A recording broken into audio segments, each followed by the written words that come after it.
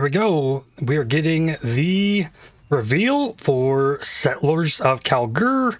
Get my live reaction to it, and then we'll jump into the patch notes. Classed as a cursed land. You'd have to be mad to settle here. And yet, welcome to King's March. King's March? Not much yet, but with your help, we can erect the greatest city Rayclast has ever seen. We're building a city. We'll need resources and savvy planning.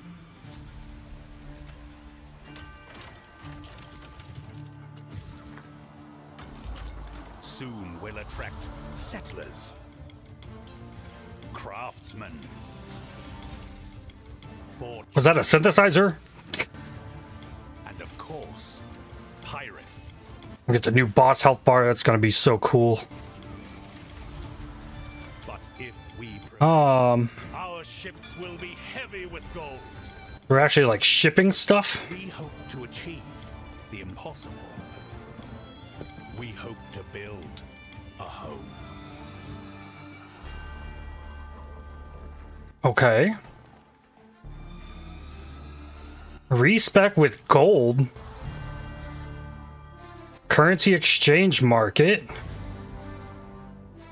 Warden ascendancy class. Gladiator rework. Let's go. Massive melee rebalance. In-game improvements. Wait, did I see a sentinel? What is that? What was that, all the colorful gear? Oh man, lots to dig into potentially. It's a lot of interesting things there. In Path of Exile Settlers of Kalguur, you will encounter some familiar faces from the Expedition League. Danig, Rog, Tujin, and Gwenin are Kalguuran people who are trying to establish trade between Rayclast and their homeland. They have recruited many curious characters from Rayclast, including some you may recognize, but are also seeking help of a powerful exile, like yourself. You will first encounter Johan, the King's Hand in Lionized Watch. He's there recruiting workers, traders, and exiles. Johan, under the command of the King of Kalguur, has been sent here to build a new city called King's March, which intends to become the hub of commerce between Rayclast and Kalguur.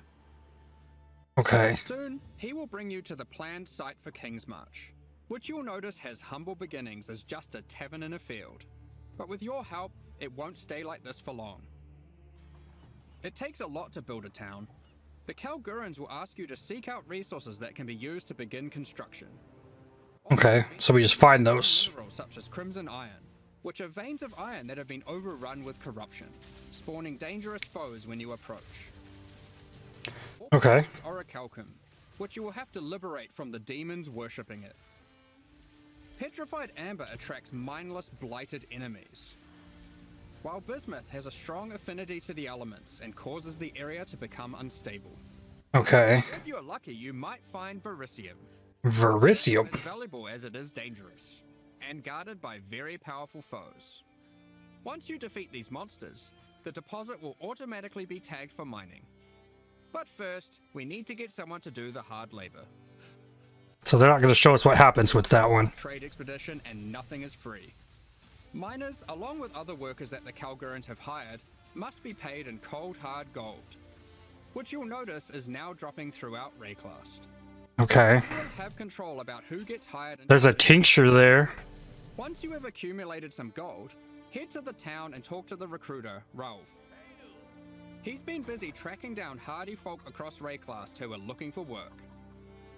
So you need workers to go mine. And a wage cost. It'll be up to you to hire and fire as you please. Over the course of the league, you'll be searching for your perfect employees for each job. Once you have them, you'll have to keep them paid, safe, and alive, which we'll get into later. Alive. We have a prospect who has a specialty in mining. We'll start with that so we can begin to retrieve some of those resources we were talking about earlier. Let's go find some more and put our miner to use. Oh, we've found a vein of orichalcum ore. It's guarded by dangerous demons worshipping a strange shrine. The shrine buffs the demons, giving them power, but once you defeat them, you can seize that power for yourself. After that, we can tag the ore, and our mining specialist will get to work. Okay. We encounter a few more deposits, each with a different dangerous encounter. After you have tagged the mineral veins, your miners will get to work collecting resources in real time. They might take a while, but will continue whether you are logged. Ooh. Don't know about that. By hiring more or better miners, and by upgrading the mining station back in Kingsmarch to equip them with advanced pickaxes. Alright, some time has passed and our miners have been able to get the resources back to town. We've also managed to collect some more gold too. We can now upgrade the town and build new structures.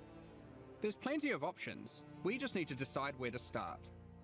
I think we'll start with the tavern, the beating heart of Kingsmarch. It can be upgraded instantly to improve the recruiter's prospects. And you can find various important NPCs relaxing here. Next, we'll upgrade our mining station.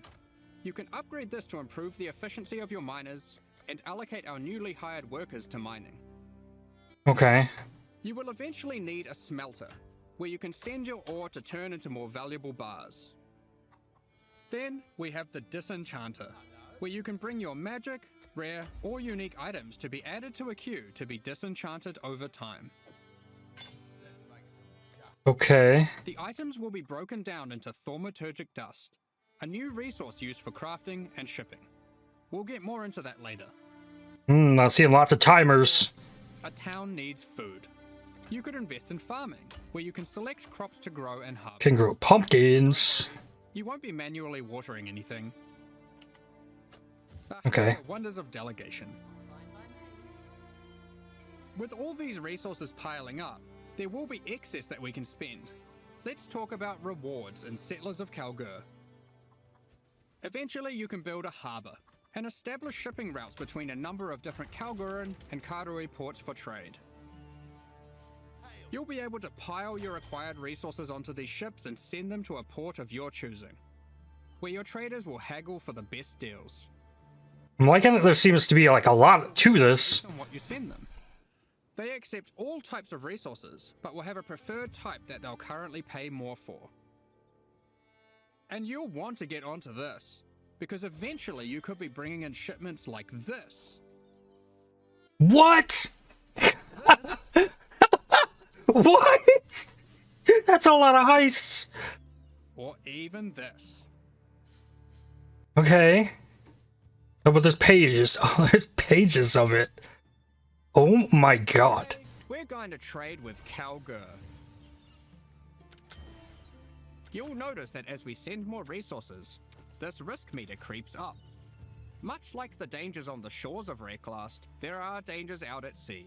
Monsters, pirates, environmental hazards. You'll want to try keep your shipment safe. You can do this by hiring workers that specialize in shipping. The more of them you add to the ship, the less risk there will be. Like this gentleman, who's famous for fending off even the most dangerous of pirates. Now, okay. Let's get that shipment going, and we'll continue exploring Reclast while we wait for its return. This is the first Path of Exile League that experiments with true, real-time mechanics. You can send out shipments, go and have lunch, and come back to your rewards. Huh. The mechanics in the League work this way, so you'll always have some ongoing project or outcome to look forward to. When your shipment has returned, or met its demise, you'll get notified, and at your leisure you can return to the town to collect your rewards. Our shipment returned safely, so let's go see what we got. Ooh, they've sent us a unique item alongside... Okay, regenerate. Perhaps hoping to secure us as a loyal customer for the future. Half of the armor and evasion is ward from body armor. Kalguurans are big on their technology. They have hired Isla, a familiar face from the Heist League. She is an engineer who the Kalguurans have employed for a very exciting purpose. You're not the only one who understands how profitable running maps can be. Once at endgame, Isla can help you build a series of Kalguuran modified map devices. You can then put a queue of maps into them. Oh, If you've hired a few skilled Atlas runners, they will put themselves to work running those maps for you one after another. What? More delegation.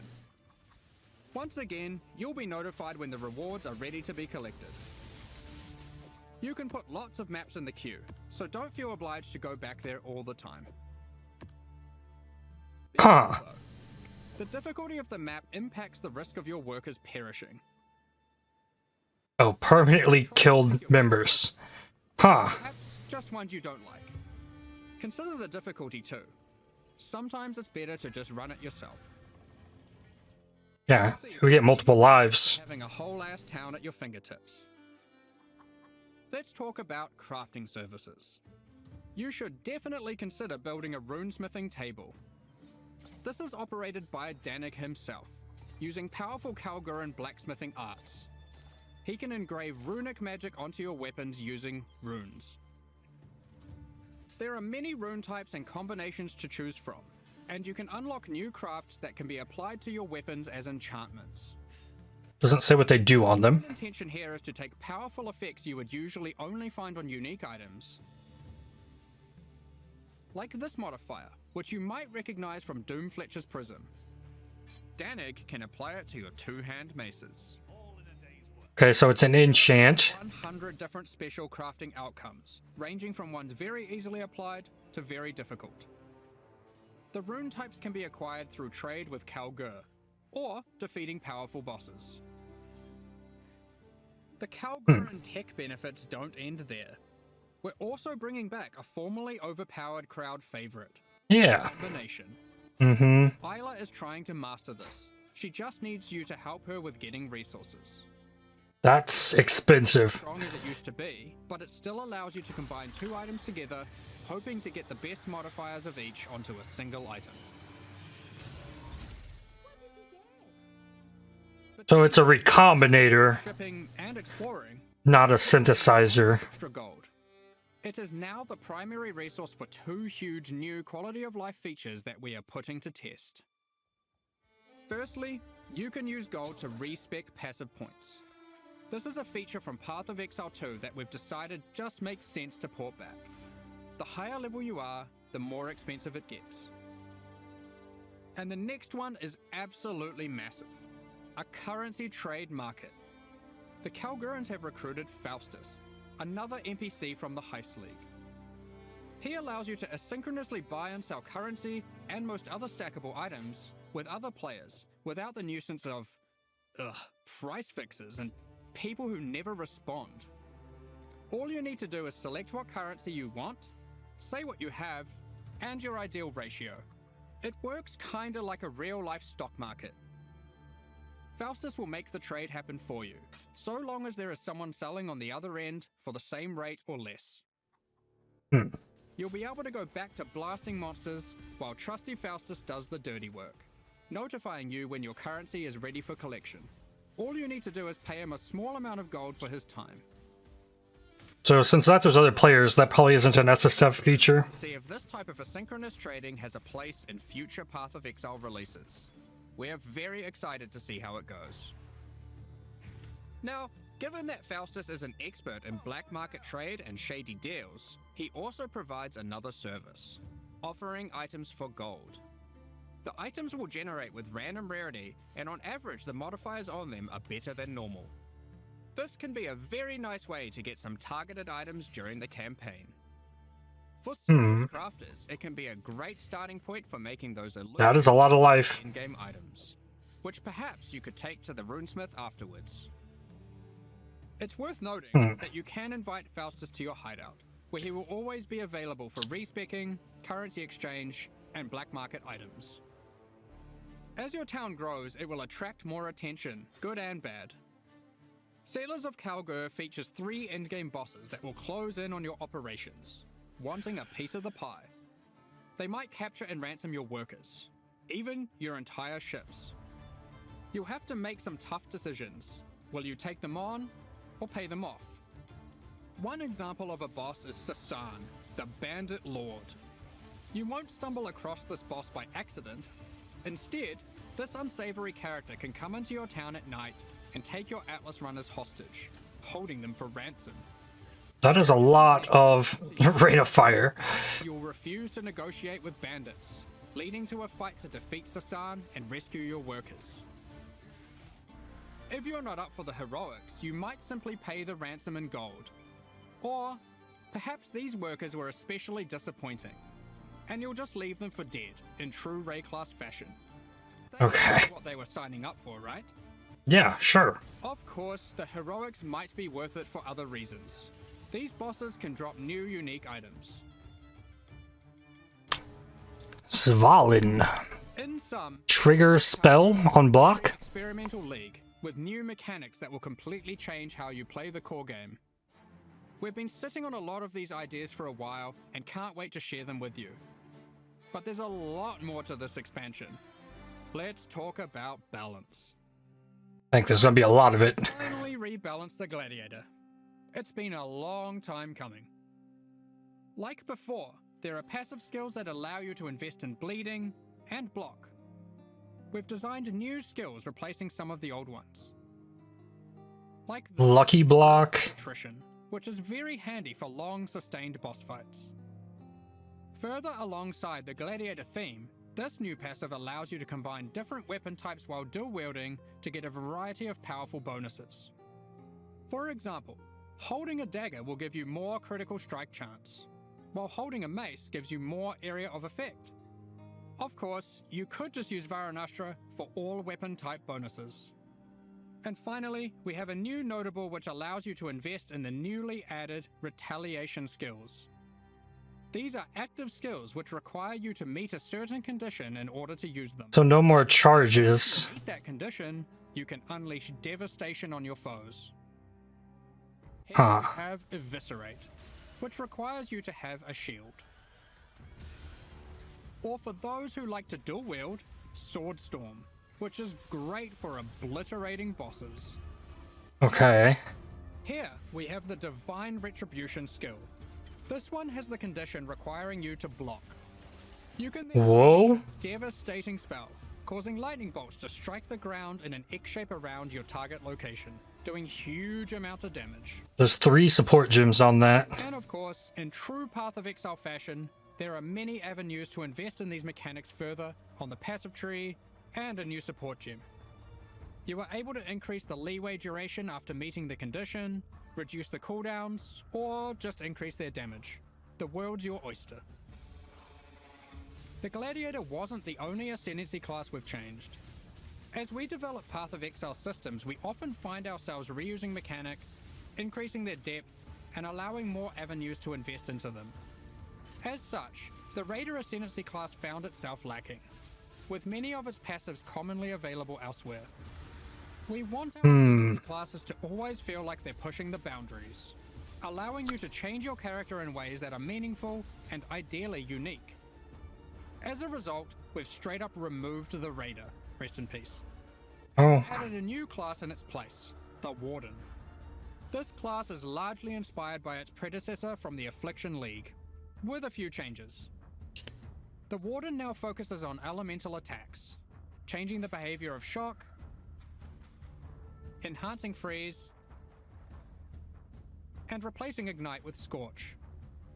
There's also a skill that allows you to go ballistic with your elemental damage, periodically.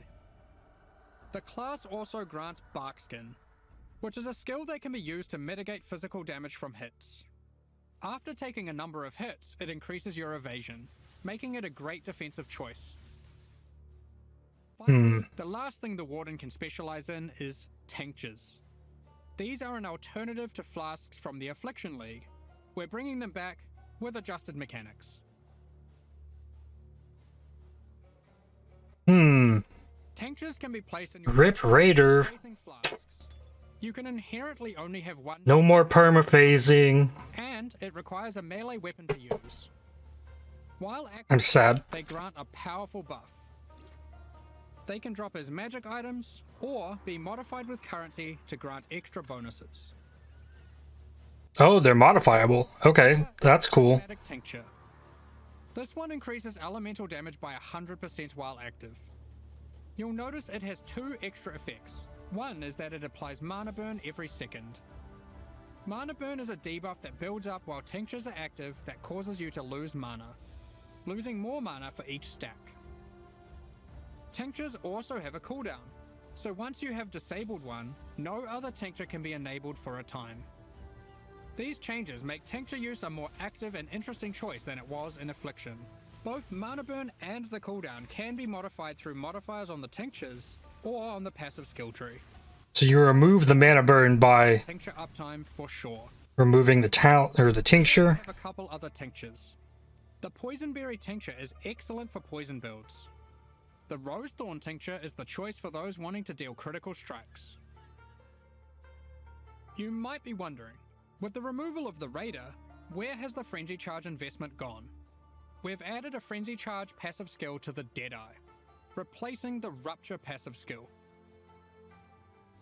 On top of ascendancies, we have revisited a number of core mechanics. This time taking pains to ensure easy access through the passive tree, skill gems, and simple items. We don't want all the powerful mechanics to be hidden behind layers of complexity. Let's just rapid fire through the key points. If you want more detail later, you can read the patch notes, Which I will do at the end of this. Be sure to let us know what you think. There's a lot of changes, so be prepared for a bit of a shock to the system. I expect it will take several days for the dust to settle on this one. Firstly, we've made some drastic alterations to melee skills. Let me just rip this band-aid off. Melee totem skill gems have been removed. Bye-bye! We're trying to adopt a philosophy with melee going forward that, unlike other builds, it will be far less oriented around set and forget gameplay. You will deal the damage yourself, and you should be rewarded for doing so. Cool. To compensate, we have buffed the damage on almost every single melee skill. As the majority of this damage growth comes from gem levels, we have also made them cost more mana as they level, but it's nothing like the mana costs on spells. Here are some examples of the damage and costs before and after. Heavy Strike has gone from dealing 313% attack damage at gem level 20 to a massive 552% attack damage. But a 7 mana cost increase. It no longer knocks enemies back. And Sweep has I didn't like the knockback. 181% attack damage to now dealing 664% attack damage at gem level 20. But you lose the flat added. But the majority of melee skills are now dealing approximately 75% more damage at level 20. Of course, with melee comes close proximity combat, so you need some good defensive options. New base types with higher defensive values will now drop throughout the endgame. As you reach yellow, red, and purple maps, Requires level 78? tier base types in each. Okay. For example, Val Regalia and Hubris Circlet are no longer the best in slot items for Energy Shield. There are new base types that surpass them. Combined with some quality changes, which we'll talk about soon, you can now get better items than ever before in these slots. To compensate, we have reduced the amount of flat evasion and armor from the Grace and Determination auras, but overall, you're getting more defenses than before. On top of this, we have buffed life modifiers on magic and rare equipment. You can now get as high as 189 additional maximum life from a single modifier. Wow. And more on other slots too. So let's see the combs. Back to 1,000? Yeah. Finally been restored to its former glory and once again grants plus 1,000 to maximum life. I mentioned quality. Quality on weapons and armors is being changed to apply multiplicatively. In other words, weapons with full quality will give 20% more physical damage, and armor with full quality will have 20% more local defenses. For melee, this will mean a damage increase for almost all builds using physical damage attacks, and it will mean more evasion, armor, energy shield, and ward for all builds. And ward. Charges no longer grant elemental resistances, but instead grant additional elemental damage reduction, making it multiplicative with resistances. That's a good change. I like that. 4% per charge, alongside the existing 4% physical damage reduction. To compensate, we That's good. Changes to the Juggernaut, and various unique items like Eternal Damnation. You can get more maximum resistances from the tree, specifically around the Marauder class start. Cool. These of course can stack with the new elemental mitigation from endurance charges. That's good. That's a good change. On top of this, duels can now roll maximum elemental resistance. Ooh. Well, that's cool. Mitigation more accessible. We've heavily reduced accessibility to physical damage taken as chaos or elemental damage. Those stats are still around, but you should not expect to be getting full conversion anymore. All passives have been buffed, so you can now more easily achieve block cap from just the passive tree. Good. The Keystone Versatile Combatant has been improved to have less of a penalty to maximum block. Cool. A number of life leech passives have been buffed to generally allow for more acquisition of maximum leech rate for life. Vow Pact has been reinstated to its former glory. What? Leech, but only for melee. We've reworked Flesh and Stone. Previously, this buff skill granted Maim and Blind, depending on the stance of our character. Now, while in Sand stance, the skill simply provides damage mitigation, becoming more effective the closer you are to enemies. Okay. In Blood stance, enemies will take more physical damage the closer you are to them. This skill will now greatly favor melee or close range gameplay. Okay, cool. Given we're doing a Kalguuran League, Ward has also received a bit of attention. There are new uniques that grant Ward, and the base restoration of Ward is now faster. To compensate, Olroth's Resolve has been nerfed, but Ward loop builds will still be possible. Sure. Anyway, that was most of the purely defensive changes. Now let's look at some of the offensive and utility-based ones. There are more and better ways to deal with mana as an attacker on the southern hemisphere of the passive tree. Cool.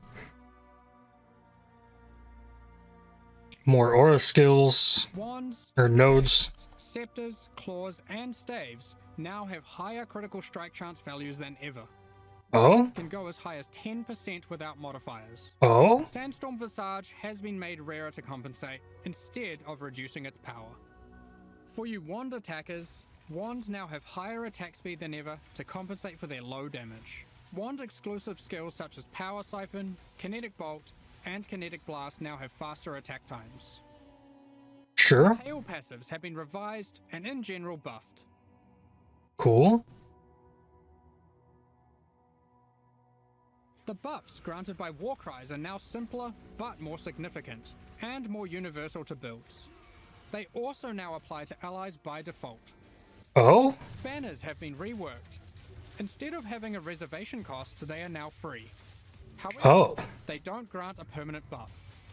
Banners now need to be placed for the effect to be active.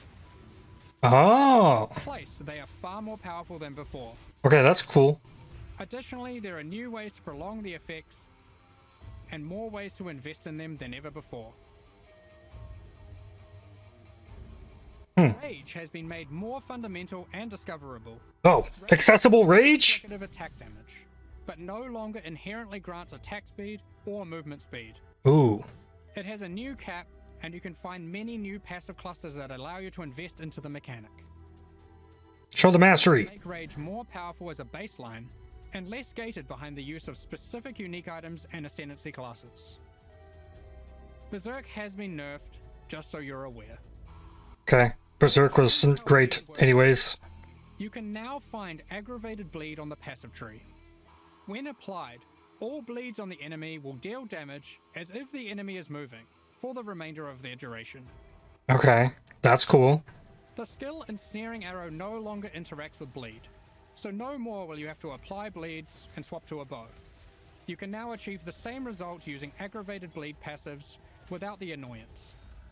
That's a good thing. Butcher from the Deadeye has been turned into a support gem. We've added the new Overexertion support gem, which highly favors slam builds. Now, it's time to look at a hot topic, Magic Find. In the Settlers of Kalguur expansion, we are going to be removing item quantity bonuses from all character items. Okay. Not affect existing items in standard leagues. So it's all rarity now. It's intended to be another axis on your gear you can scale once you have achieved the power you want. So item quant is clear speed. Only available on unique items. This meant if you wanted to get the most out of it, you had to be playing a very specific build. We still want people to be able to invest into Magic Find, but now only through item rarity. This can be obtained on a number of rare item slots, and by a much larger number of builds. What about Ventor's Gamble, you might ask? Here it is now. Oh, This is mana reservation efficiency. Okay, that's better. I can't promise that existing builds will all be safe. Even we aren't able to predict all the outcomes here, nor have we even gone into every single change, just the major ones. I don't know, man. Balance is hard. But the sheer number of new, viable options is exciting, especially for Melee. And we're determined to drag the game in a better direction. Be sure to read the patch notes after this. It's going to be a ruckus. In 2024, we overhauled the in-game experience by introducing a new tier of maps and reworking scarabs. Oh, let's go. We continue to improve these systems and introduce more exciting in-game content every league. 325 is no exception. Let's check out the myriad of changes coming in Settlers of Kalguur. First up, we are changing many scarabs. We won't go into too much detail here to avoid getting lost in the weeds, but here's a few new ones.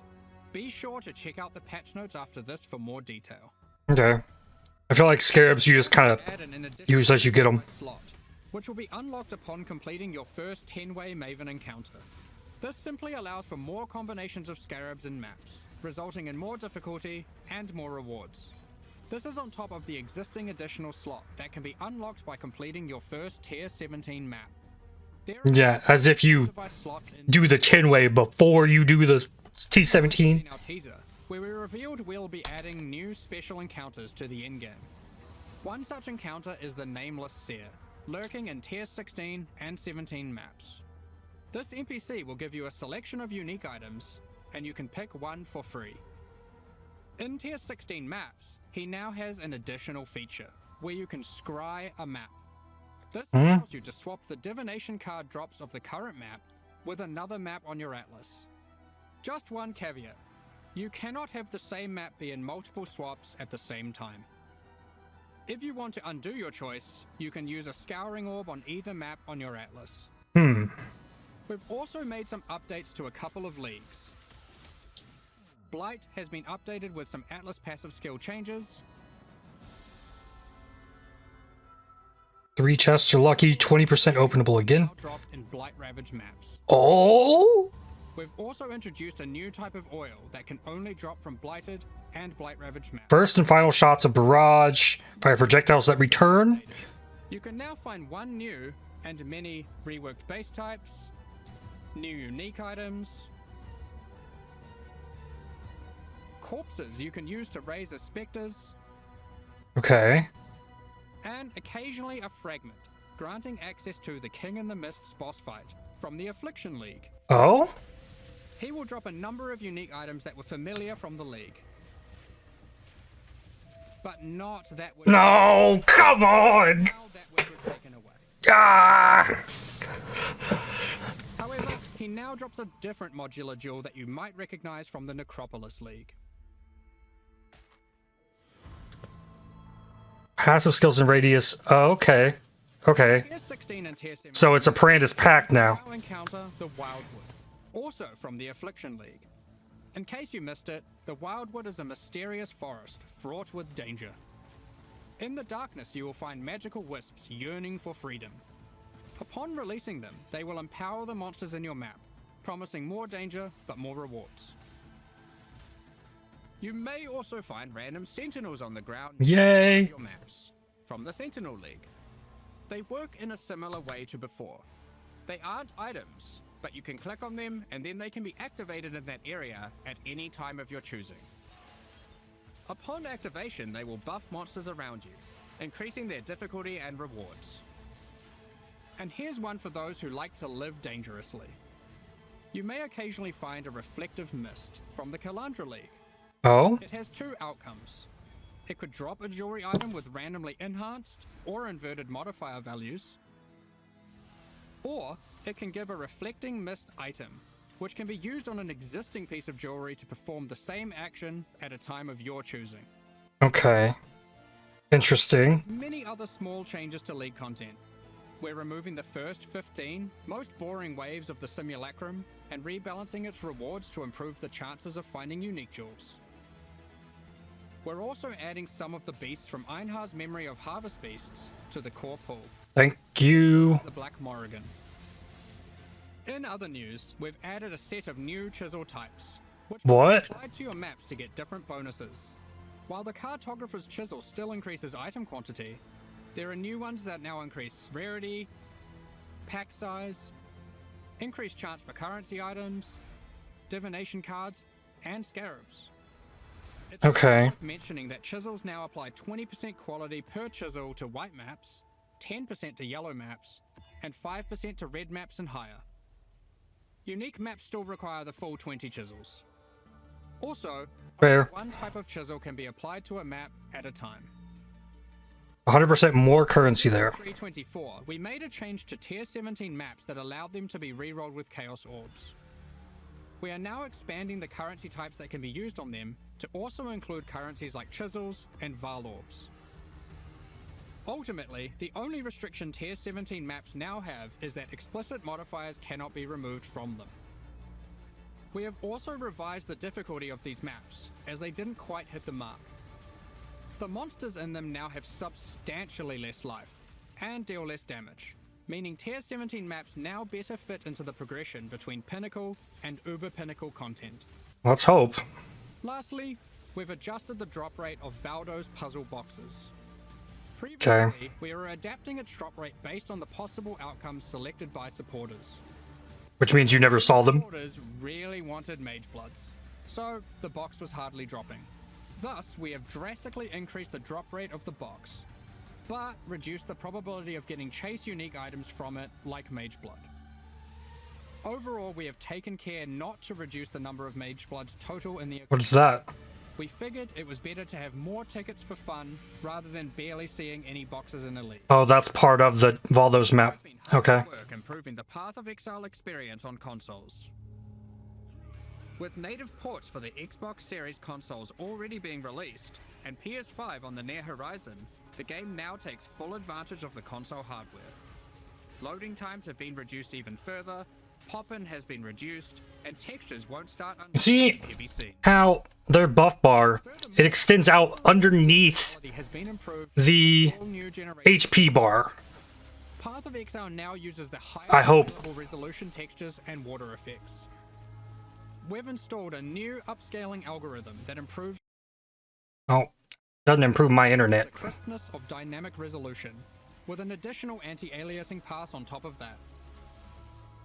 With these upgrades, we also support variable refresh rate TVs and monitors on PlayStation 5 and on all Xbox consoles.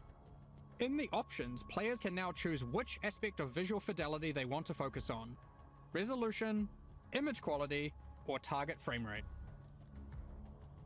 Cool. In 324, we added some new encounters and secrets to the campaign. In Settlers of Kalguur, we're adding even more. Cool. I'm not going to spoil them all here. Good. Keep an eye out for anything unfamiliar on your adventures. Who knows what you'll find? I mean, I know, but still. There's an underground bunker underneath the refinery, guarded by powerful robots. I wonder what's been hidden away here. Unlock this mysterious door. What riches must lay inside? Blighted growths have appeared in the gardens and sewers of San. Okay. A vault containing riches can be found in the reliquary. As you might have seen in our teasers, there's a slew of quality of life features we've been working on. Here's a quick summary.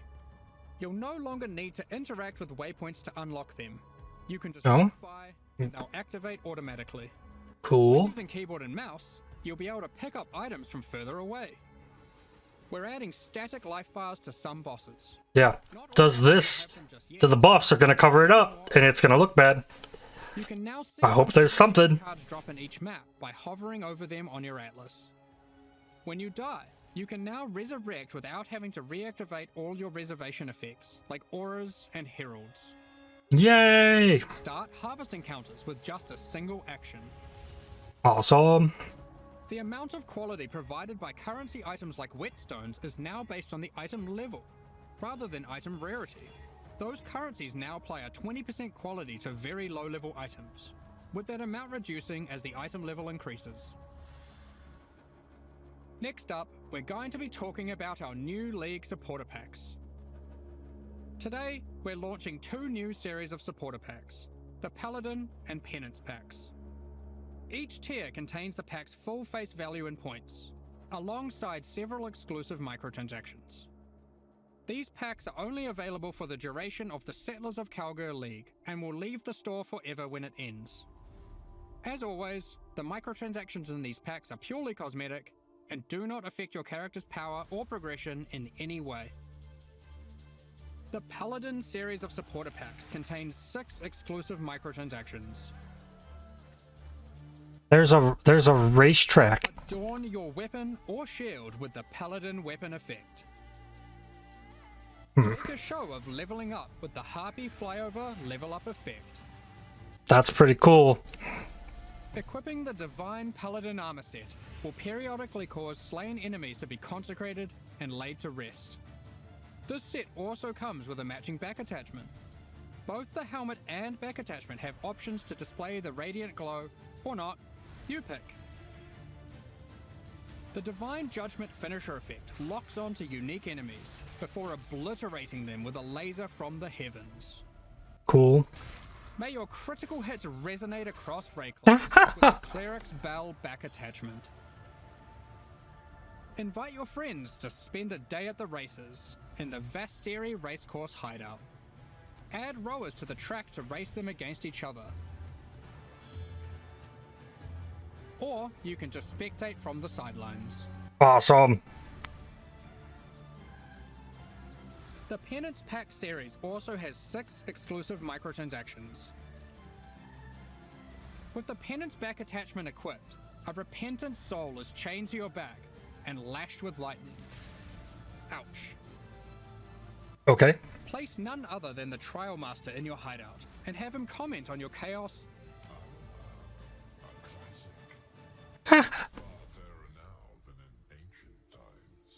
and Val crafting attempts. He even keeps a record of how many Chaos and Val orbs you've used in your hideout during the league, or across all leagues. Interesting. Stains your armor the more life you lose when wearing the Acolyte's Penance armor set. The Zealot's Madness portal effect fragments as you near it. Cool. The Cauldron map device boils maps, fragments, and scarabs placed into it, keeping it cool. How many have been thrown into the pot in the current league or across all leagues. I like that. The Exiled Squire pets follow in your footsteps, hyping you up for battles. No sweat for you, boss. Having pessimistic commentary. The cycle repeats. Or voicing their disdain for you to bring you down a peg. About time you kicked the bucket. Okay. These packs are now available for purchase on both PC and console, and will remain so during Path of Exile, Settlers of Kalguur. Meanwhile, the Solar and Eldritch packs leave the store forever at the launch of Settlers of Kalguur League, so now's your last chance to purchase them. Thank you so much for your ongoing support. Now, we have one more thing to announce before getting into the Q&A. We are soon going to be running a small closed beta test for Path of Exile 2. We have been taking signups for the Path of Exile 2 beta tests over at pathofexile2.com. We will only be selecting a very limited number of people for this first test, but if you want to make sure that you are considered, then head over to the website and register your email address now. We're just about I am doing that right now. Afterwards, we'll post Path of Exile Settlers of Kalguur's full patch notes. Alright, so I'm going to cut here, and I'm probably not going to do a live react to the Q&A, but since that was a hefty announcement reveal, I'll probably just cut this here, and then I will do a standalone video for the patch notes, which won't come out till after this Q&A anyways, so I'll go ahead and start getting that rolling. So I am excited. Lots of cool stuff, lots of things to dig into, and we'll go through that in the patch notes and as we go further. So be looking out for the upcoming videos for the patch notes and as we get into the league. And once I get the patch notes digested, we'll start getting build guides out from what I played in Necropolis. But that's going to do it for this one. I'd like to thank you for watching. If you enjoyed this video, definitely hit the like button as it really helps the channel out a lot. Subscribe to make sure you don't miss more videos from me. If you'd like to help support my channel, please consider using the super thanks, the heart icon just below the video, or by joining to become a member. And I'll see you on the next one. Cheers.